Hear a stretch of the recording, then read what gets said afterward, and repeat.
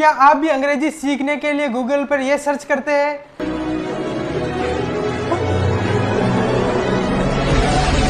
कौन है ये लोग?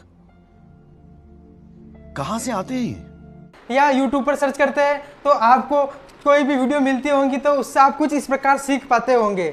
जनवरी, फरवरी, मार्च, अप्रैल, मई, जुलाई, सितंबर, अठंबर, नवंबर, संडे।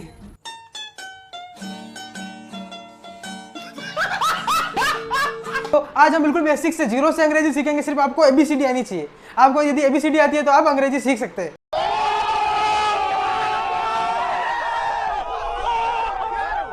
इतनी शुरुआत से सीखेंगे। तो यदि आपको एबीसीडी आती है तो आपको पता है कि एबीसीडी के अंदर कितने कैरेक्टर्स होते हैं? अबे साले, अल्फाबेट्स होते हैं। एबीसीडी के अंदर ए से लेकर जेड तक कितने होते हैं? 26 अल्फाबेट होते हैं। कितने होते हैं? 26। और 26 में से 5 क्या होते हैं? स्वर होते हैं। और बाकी के सब क्या होते हैं? व्यंजन होते हैं। जैसे हमारे हिंदी में होते हैं ना स्वर और व्यंजन। जैसे स्वर हम कहते हैं आ ई ये जो भी होते हैं स्वर होते हैं। और के का की क्या होते हैं? ये व्यंजन होते हैं। समझ में आया? उसी प्रकार अंग्रेजी के अंदर भी हमारे स्वर होते हैं।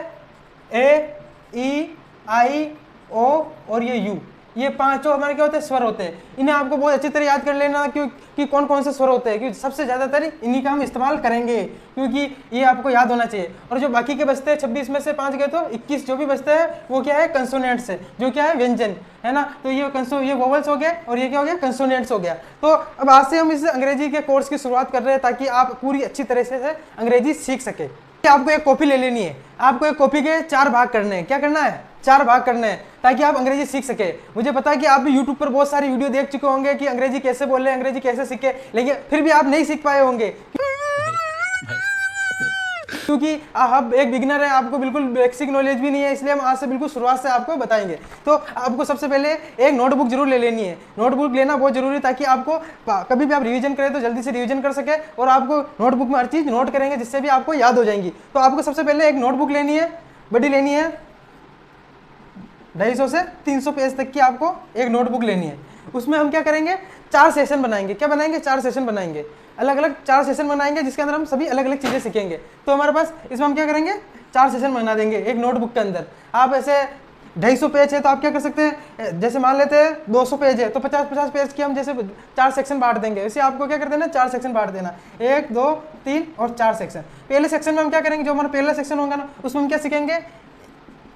English basic. क्या सीखेंगे?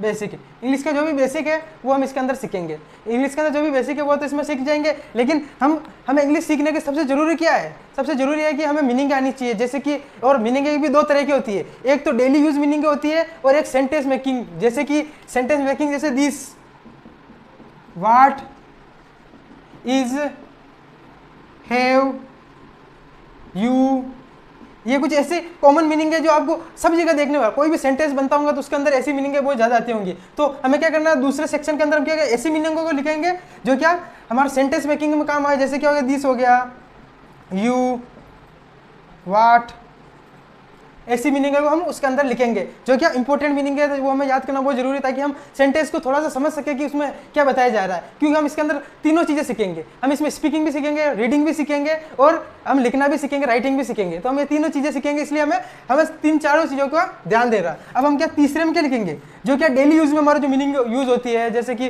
फैमिली हो गया, बॉय है ना, सन, ऐसे बहुत सारी अलग अलग मीनिंग है जो हमारे डेली लाइफ में यूज होती है। जैसे होम, ब्रदर, सिस्टर, जीवन में हमारा रोज यूज होती है। उन मीनिंगों को हम इसके अंदर लिखेंगे।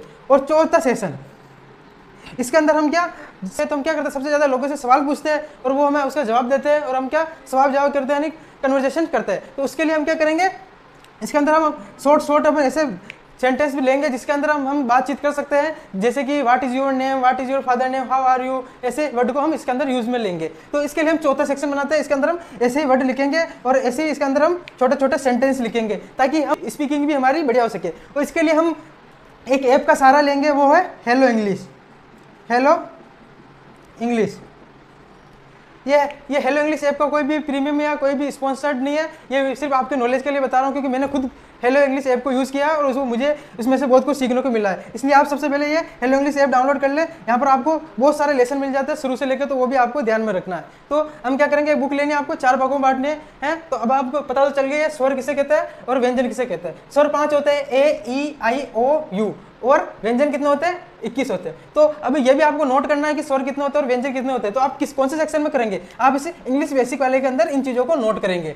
इन चीज़ों को क्या किस में नोट करेंगे, बेहतर इंग्लिश बेसिक वाले में। और मीनिंग वाले के अंदर आप ये मीनिंग भी लिख सकते हैं, जैसे वोवेल्स की मीनिंग क्या होती है, कंसोनेंट्स की मीनिंग क्या होती है। तो आपको अब बहुत से जनों का ये क्वेश्चन होगा कि हमें तो ये मीनिंग के पढ़ना भी नहीं आता कि ये क्या है, इसे ये से पढ़े या के पढ़े, क्या पढ़े।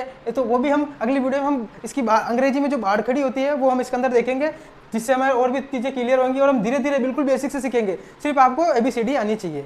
तो अभी आपको लग रहा होगा कि ये कैसे मीनिंग याद करिए, तो बहुत बड़ी मीनिंग है। तो आप इसे अभी देख लीजिए, हम धीरे धीरे सब प्रोसेस समझेंगे कि कैसे आप इसे बोल सकेंगे, रीडिंग कैसे कर सकते हैं। तो वो भी हम सीखेंगे आगे। जल्दी हम मिलते हैं दूसरी वीडियो में, तो अब तक के लिए धन्यवाद। और इस चैनल को सब्सक्राइब जरूर कर ले और अपने दोस्तों के साथ ज़्यादा से ज़्यादा शेयर करें, ताकि उनको भी फायदा मिल सके और वो भी अंग्रेजी सीख सके।